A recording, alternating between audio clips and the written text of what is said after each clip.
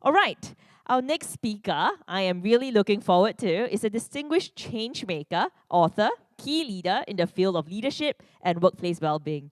Her name should be not unfamiliar to anybody here. Anthea is a passionate advocate for mental health. She's also the founder and chairperson of WorkWell Leaders and a strategic advisor for Intellect as well. In her keynote, Anthea will uncover the 6 levers that matter most for CEOs and boards, drawing on the groundbreaking WorkWell Leaders Impact Measure 2025, Singapore's first of its kind study linking leadership behaviours to well-being and performance. She will also share how these insights reset conventional thinking on organizational well-being, offering leaders a science-backed roadmap to act with focus for performance and impact. Now, we do want to save some time for questions, so if you could scan the QR code that will bring out to go to menti.com and enter this code, you can then pose your questions and we'll take them at the end. All right, so we'll show the QR code in a minute. With that, please join me in welcoming Anthea Ong on stage. Thank you.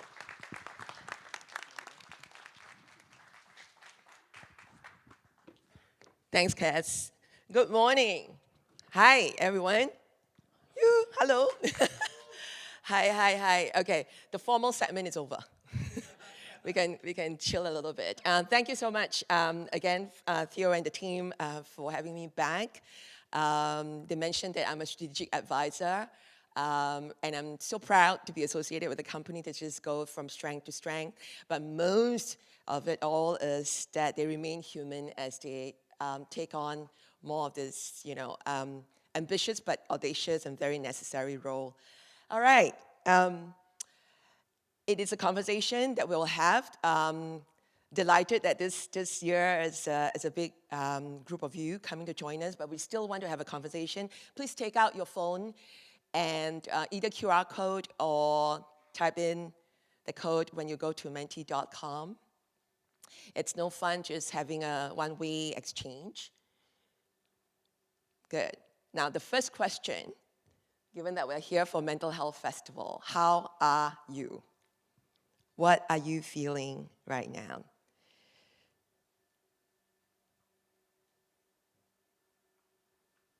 Excellent. So this, most people who have heard me speak would know that this is how I start.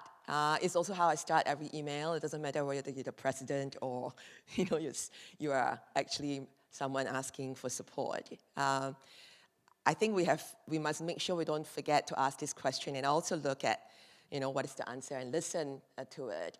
This word cloud really helps us not to just come together knowing that the person next to us is also interested in the topic, but we all are humans carrying emotions with us. So I hope that this helps us to get to a different kind of energy as we get through this day together, learning from each other. Thank you for that. Now, the next thing is please join me in a short breathing session. Because as we come together in person, I also invite you to come together in presence. So if you're called to it, close your eyes, but you don't have to. You can soften your gaze, look down. You don't have to look at me, just listen to my voice. Press your feet both evenly on the floor so you feel that groundedness. Adjust yourself so you're sitting nicely, comfortably into the chair. Keep your spine tall and straight. Relax your shoulders. Your chest is open. And you're starting to notice your body. And just now, relax your feet, your thighs, your buttocks, your arms, your shoulders, your face. And gently bring your attention to your breath. And nicely taking a long, deep breath in through your nose. Slow, complete breath through your nose. And as you breathe in the next time round, say quietly in your mind, breathing in, I know I'm breathing in. Breathing out, I know I'm breathing out. I'll just let you do that on your own for 3 more rounds.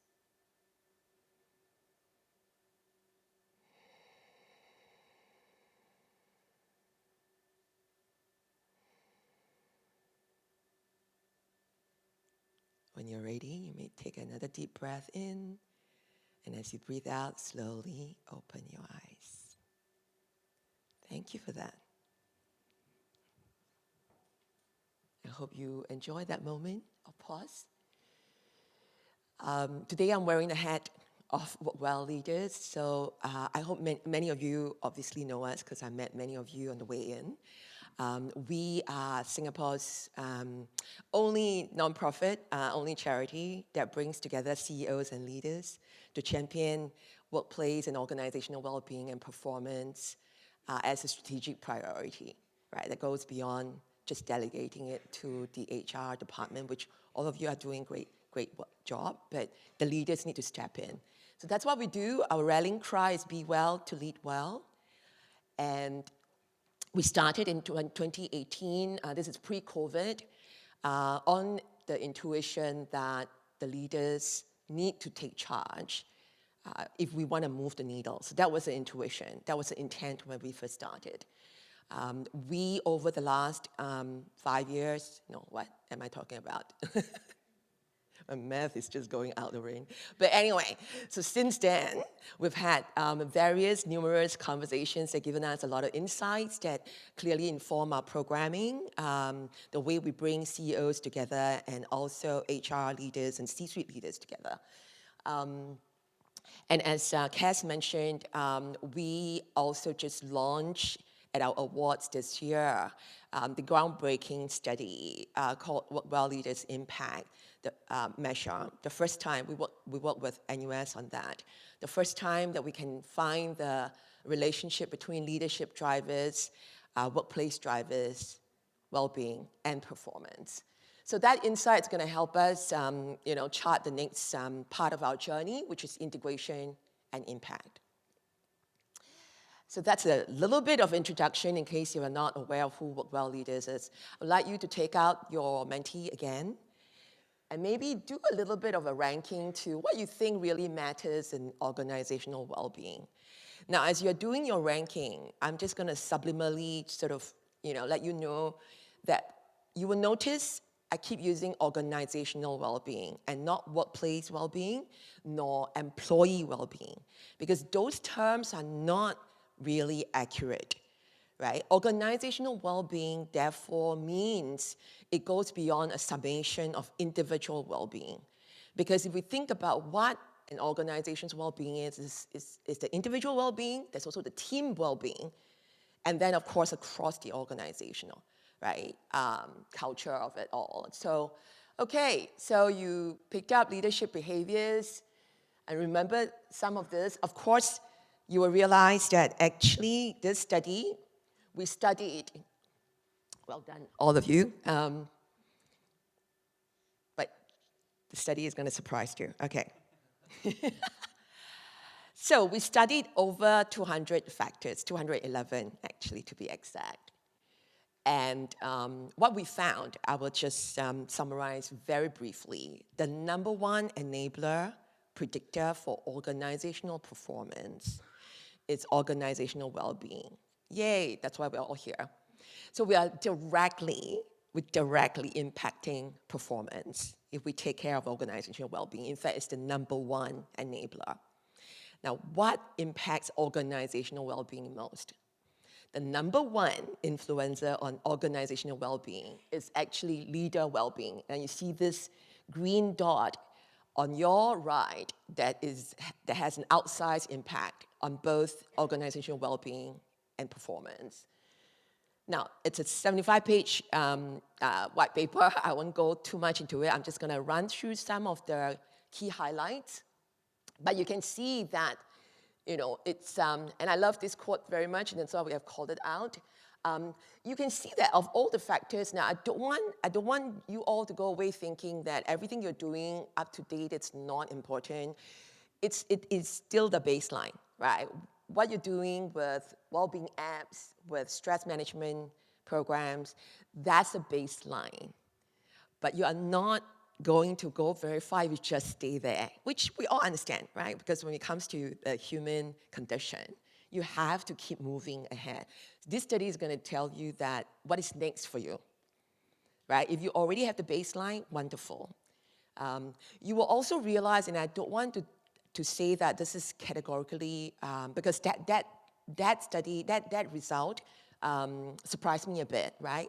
That volunteering actually has a negative impact on well-being. We need to dig further, but what we're hearing anecdotally is that if your volunteering activities are seen as performative and are imposed, then that's going to add on to the burden, right, of the employee more than helping them with their well-being. So these are the top things that we saw, just kind of distilling from that graph that you saw earlier, the top factors. So the top, as I mentioned, well-being, organizational well-being is the strongest driver of performance. And then what are the high impact, the top 5 high impact levers for organizational well-being? Leader well-being is number 1. Which we're very thankful. I'm very thankful that our intuition has now been validated. Can you imagine? We'll have to have an existential crisis for WorkWell leaders if the study doesn't actually show that leader well-being, it's that important. We just didn't think it was going to be the number 1 predictor. So that was a real surprise. We'll go through a little bit of this. You can see that work design trumps workload. I think we talked about burnout a lot, and then immediately we think it's the workload, it's number of hours. This study is saying it's not. It's not to say that you should overload, but it's saying that actually go upstream, pay more attention to the work design. Is work empowering? Is the way work is designed giving meaning to the employee and the managers? Right? Because that's actually now found to be more than just kind of saying, oh, no, reduce the workload. Because there is always going to be the performance imperative, right? If you are in a high-performing sector, you can't just say everybody's kind of chill out. But how do you actually get beyond the limited number of hours we have, right? So it's not the workload.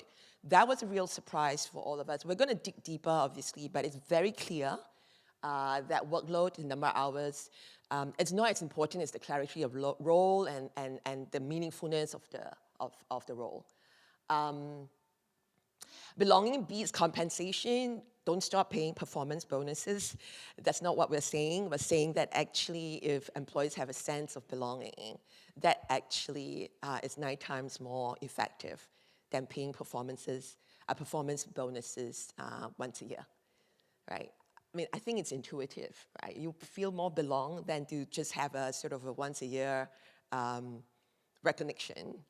Better to have it through the year. Fairness and recognition. We all know this, especially for all you HR leaders. That's really what you hold very close to your heart. Now it's proven that that's really going to trump the well-being goals and outcomes that you're working on. Yeah, I'm just going to skip very quickly to give you a little bit more deep dive.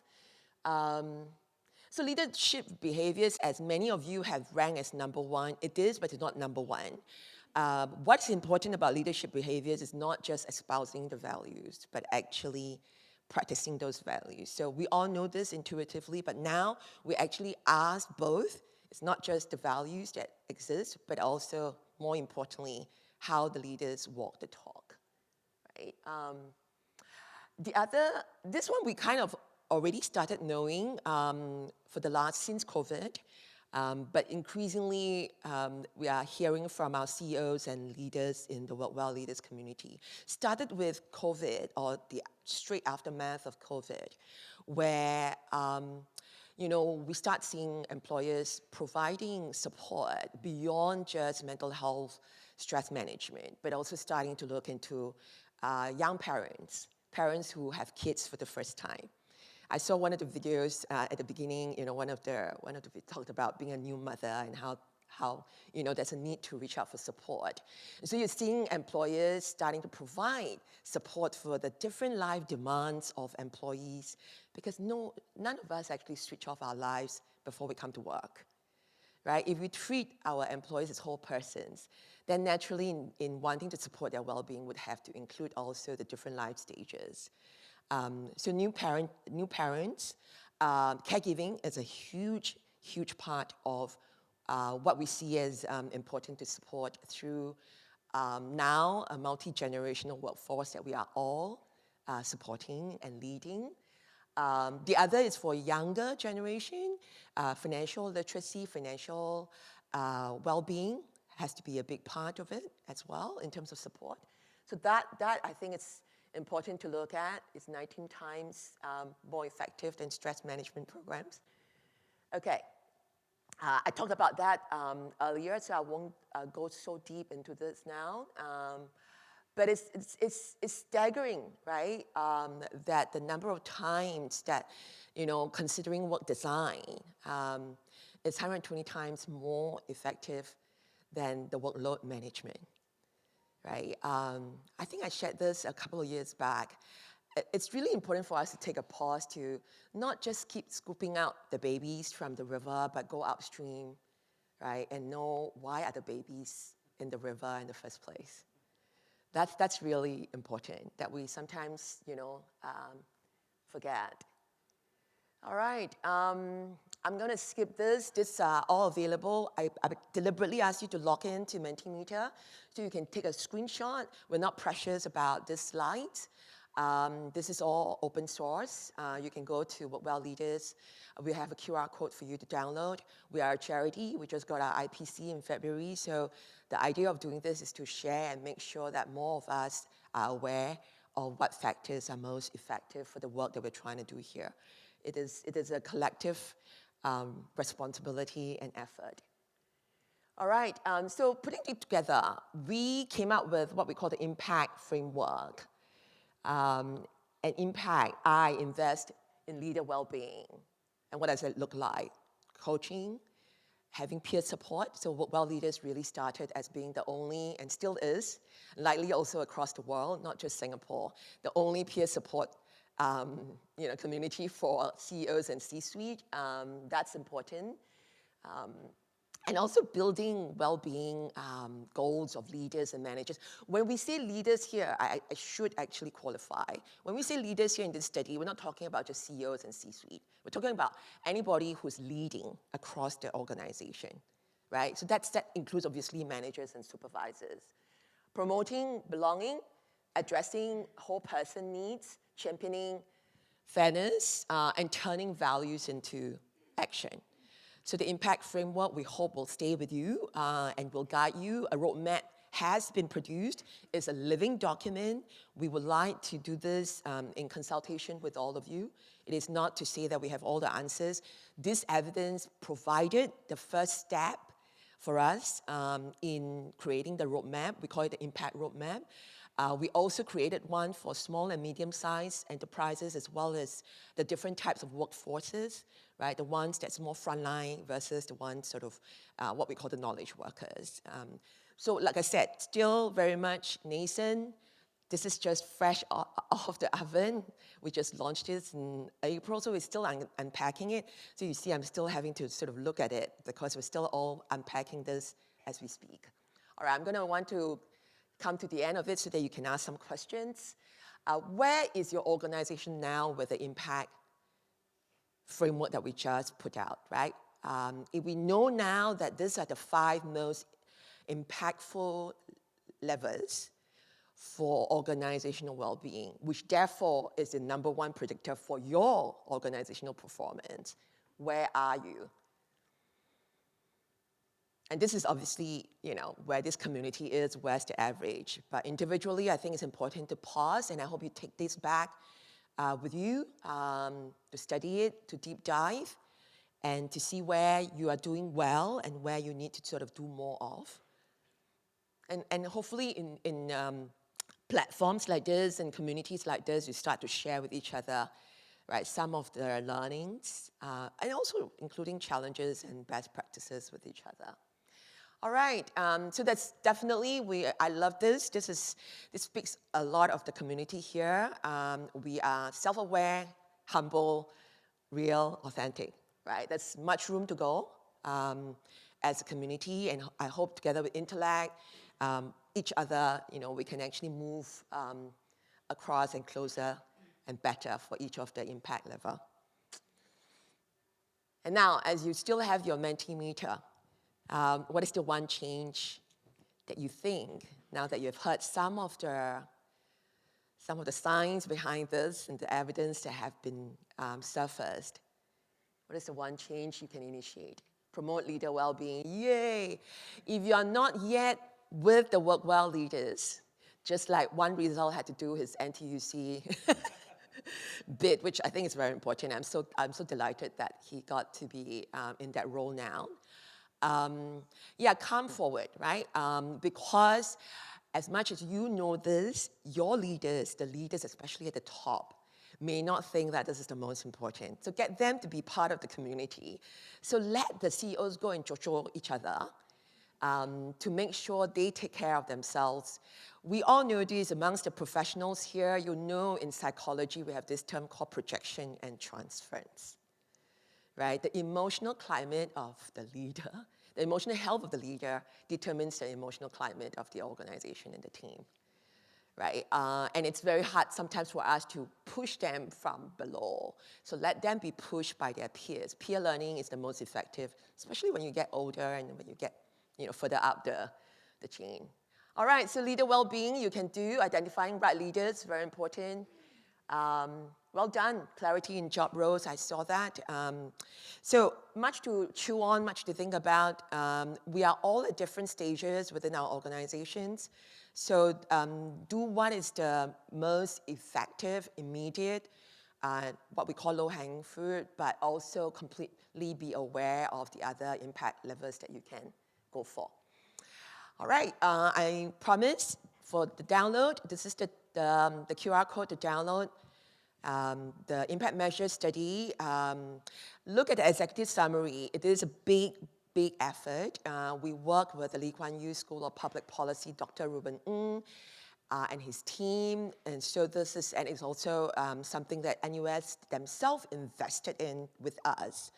So it's a rigorous effort. We're still unpacking. But read the executive summary of the 75 pages too much. And then also download the impact roadmap that is more sort of action-oriented. Yes, as a certified coach, I cannot check you in without checking you out. I would be dishonoring my professional code. How are you feeling right now after all that I've shared? Better? I love it. Thank you I love being in a sort of honest, space. Don't need to come up with big words. Just whatever comes up for you. Inspired, hungry. Me too. I haven't had my first meal. I only had my hojicha latte, and I met Millie at that place. Thank you. This is wonderful. Excellent. Keep going. I'll just stop here. But I wanted to just put it out that we're going to do the first CEO Breathe one-day retreat with Banyan, Mandai property. Banyan is also part of WorkWell Leaders. And it will be the first time. So if you need your CEOs to sort of experience and embody this leader well-being, sign your CEO up. We are actually doing this for our members, so you can sign up as a member. But if you're not, then put yourself on the wait list, and that wait list is open. Okay, I think that's it. Okay, Anthea, I think we will keep you on stage for a while to see whether there are any questions. Thank you so much. Thank you. Thank you. If you have any questions for listening. Anthea, maybe we have a bit of time that we can actually get questions in. But that was a very nice framework. A lot to dig into, Anthea. I think that was too short for us to be able to understand everything. So I think that white paper would be very helpful for us to, for sure. Okay, any questions? Any burning questions? Otherwise, you can put it on Mentimeter, and what I can do is, we can still answer them and then put it back to the intellect team and put it out to everybody. So you still have the Menti code. So put in the questions, it will be stored. But any burning questions from anybody who wants to just do a quick shout out from the floor? Yes, please. Hi. Question to you. How do you manage your emotional well-being? Just one tip for us. Oh my goodness. How do you manage your emotional well-being? One tip for us, Anthea. Thank you. I've shared my story very publicly. So almost 20 years ago, I had my personal brush with depression. That's the reason why I'm doing this work like a crusader. What saved me is actually meditation. And that is like that's like oxygen for me. That's like sleeping for me. I cannot go through a day without doing my meditation practice. I think that's really provided me a lot of the self-awareness, but more importantly, the self-compassion. I don't beat myself up. And we have to stop beating ourselves up. Because as leaders, we glorify sometimes, I mean, not as leaders, but the culture, the hustle culture we have in Singapore glorifies burnout, long hours. You know, that's almost a misguided notion when someone asks you how you are and you want to say busy, because if you don't say busy, like, hey, what are you doing? So I would ask all of you later when someone asks you, how are you? Just do a social experiment. Say, hey, I'm very free. And this is what I try to do now, right? And then just trying to break through that. Yeah. So I would say meditation is a big part. Meditation, yoga is a big part of it. But also being non-negotiable with scheduling in my well-being practice into the same calendar that has all the other meetings and wonderful things that I have to do. But thank you for that question. I'm guilty. I just actually mentioned busy, busy, busy. That was everybody who asked me how am I'm busy. So yeah, that's not. I wrote a commentary in Straits Times Yeah. Cast, right? Yeah. When we talked about work-life balance, I'm challenging that we drop that narrative. Language is generative. For those of you who are in psychotherapy, you know what you say is going to be what you become, right? We speak ourselves into being. We cannot be competing, putting job and life constantly competing, right? Actually, the better narrative and dichotomy, I think, should be work-rest, right? Because you're trying to get that rhythm, actually, between work and rest. Rest is part of work, and work is part of life. Caregiving is work. Parenting is work. You know, community contribution is work, right? A job is also work, but hopefully the job also gives you meaning. So I do think, therefore, we should not use busy. Oh, I agree. Yeah. I use love packed. When it's really intense, I say I'm love soaked or love drowned, because I just want to keep telling my brain that this is all done out of love. Yeah. And But there thank you. we have quite a few questions. Okay, come. How would Oh. you deal with traditional stubborn leader mindset? That's why I set up this, together with 17 other CEOs in 2018, right? This is pre-COVID. Even pre-parliament for me, so they don't know that I'm such a champion, but this was 17 CEOs I know well, so I guilt-tripped them and say, come together, because the only way, and being a CEO, you know, for so many years with international companies and all that myself, I just know that the best way is actually peer pressure. So you don't have to get them to join WorkWell Leaders, but within your organization, you can certainly create a leaders community, right? I mean, it's a nice balance between peer learning, but also peer pressure, right? Get them to, you know, go and do some run together and do some, you know, retreat together. It's going to be uncomfortable, but you have to tell your leaders that if you are a leader and you don't know how to be comfortable with the uncomfortable, then you can't lead in this very disruptive times, you know, that we are at. So. Anthea, we have 26 questions. Wow. Unfortunately, we only have time for one more, which means I think, Anthea, you need to stay later during morning break so that we can ask those questions. Or like what Anthea mentioned, we'll send you the questions and then we'll come back with the answers. But I think just one more. Many leaders believe that mental well-being is the area of HR to address. How do you suggest to steer the direction of such thinking and make organizational impact more visible? That's such a great question, especially since most of you here are shouldering the HR responsibility. The way to do this is it actually impacts performance. It should be integrated into business strategy. If your organization's strategic planning and your CEO does not actually bring in well-being, and be part of the growth strategy, then then they don't want to talk already, right? So how do you lobby, not just you, but the C-suite, and we're working on the boards as well, right? So coming from top down, at WorkWell Leaders, we're championing boards to also put this on the agenda so that CEOs take this on.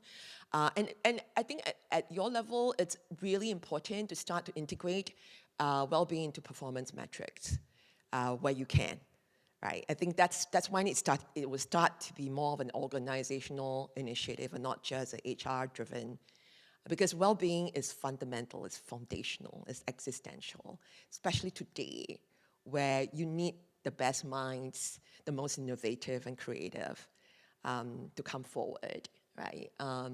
So I hope that answers, but there's so many more tips that we have in the impact roadmap, so please have a look at it, and then we'll try to come back to you. That's a lot of questions.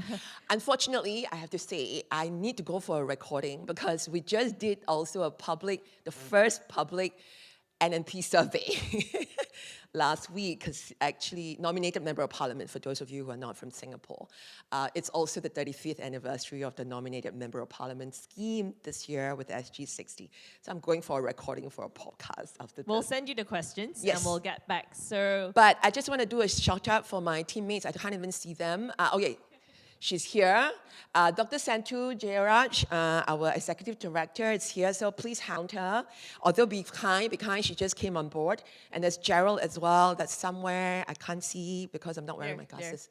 Okay, Gerald is there too. Okay, but thank you so much. And reach out. I am Anthea Ong at yahoo.com if you need to talk to me, okay? Thank you. please Thank you for join me in listening. thanking Anthea again. Thank you.